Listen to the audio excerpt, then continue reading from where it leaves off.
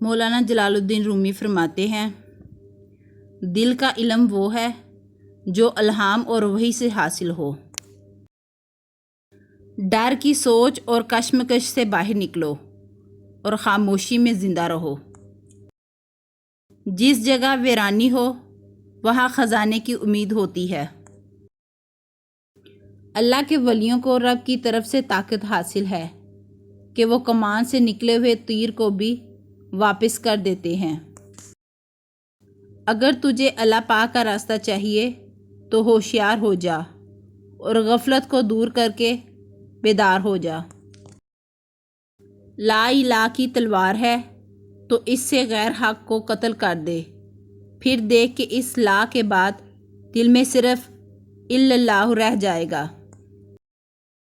قید میں کیوں رہتے ہو جب دروازہ مکمل کھلا ہوا ہے؟ خوف کی سوچ کی الجھن سے باہر نکلو۔ حرم میں داخل ہونے کا دروازہ تمہارے اندر ہے۔ اس کائنات میں جو کچھ ہے تمہارے اندر بھی موجود ہے، اپنے آپ سے حاصل کرو۔ تمہاری اصل ہستی تمہاری سوچ ہے، باقی صرف ہڈیاں اور گوشت ہے۔ اللہ ہمارے دلوں پر روحانی راز لکھتا ہے اور وہ راز ہمارے دلوں میں خاموشی سے کھلنے کا انتظار کرتے ہیں۔ کسی نے مولانا جلال الدین رومی سے پوچھا، دنیا کیا ہے؟ فرمایا، ہر وہ چیز دنیا ہے جو تمہیں اللہ سے دور کر دے۔ دنیا میں کھو کر تم نے اسے اپنے لیے بوجھ بنا لیا ہے۔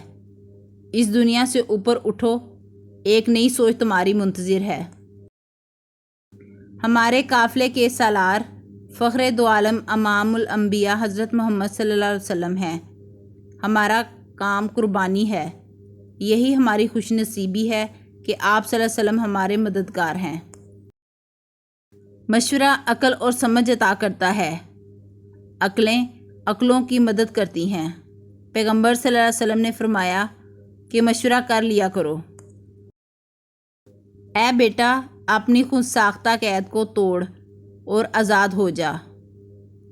ماں سوائے اللہ کی قید سے الگ ہو جا تو سونے چاندی اور جسمانی لوازمات کی قید کب تک بنا رہے گا؟ عشق کے ذریعے اس قید سے رہا ہو جا۔ جو شخص برا ہو اس کی گفتگو بھی بری سمجھ، جو بات ایک مردہ کہے، حضور کریم صلی اللہ علیہ وسلم کی محبت سے آری، اس میں جان نہیں ہے۔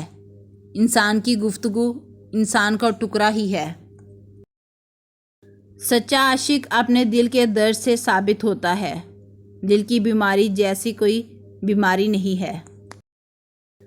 جس طرح نیند میں قیدی قید خانے سے بے خبر ہوتے ہیں اور بادشاہ سلطنت سے بے خبر ہوتے ہیں، نہ کسی کو فائدے اور نہ نقصان کا غم اور فکر، نہ اس فلانے اور اس فلانے کا خیال۔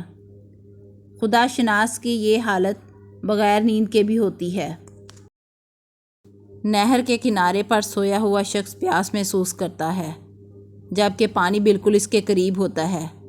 اس کی بدبختی یہ ہے کہ وہ اٹھتا ہی نہیں ہے تو اسے پانی کیسے نظر آئے؟ یہی ہمارے حال ہیں۔ خدا کی ذات ہمارے بہت قریب ہے لیکن ہم اس کے طرف قدم ہی نہیں بڑھاتے۔